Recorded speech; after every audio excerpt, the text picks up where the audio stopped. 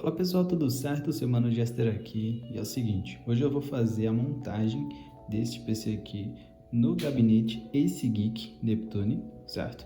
Eu vou usar a placa-mãe Machinist X99, certo? O processador vai ser Intel Xeon 2650V4. Tô com essas duas memória RAM de 8 GB DDR4. Estão sem os dissipadores de calor ainda, porém eu vou comprar e colocar depois. Este vai ser o CPU Cooler, ok? É um DX da Dex com duas fãs e 3 heat pipes, então acredito que vai funcionar. Estou com esses dois SSDs aqui. Essa vai ser a pasta térmica. E a fonte que eu escolhi foi a Game Max de 600 watts 80 Plus White, beleza? As fãs. A placa de vídeo vai ser a famosa RX 580 da Revenger. Então bora lá montar essa belezinha aqui. Então para começar, eu gosto de colocar o cooler, as memórias RAM e o CPU aqui na placa-mãe. Então já vamos abrir aqui a caixa.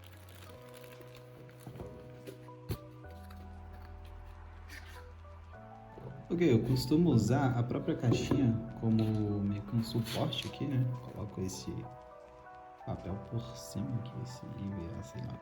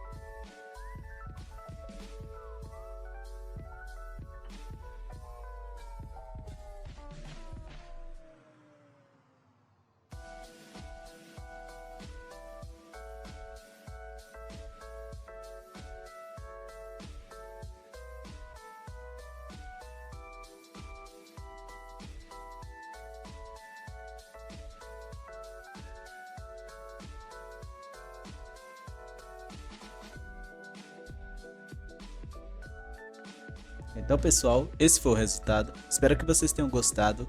Lembrando, link das peças na descrição, e esse vídeo não foi com o intuito de ensinar, porém futuramente eu pretendo trazer outros vídeos explicando detalhadamente como que você vai fazer para montar o seu PC. Então deixa seu like, se inscreve no canal e até a próxima.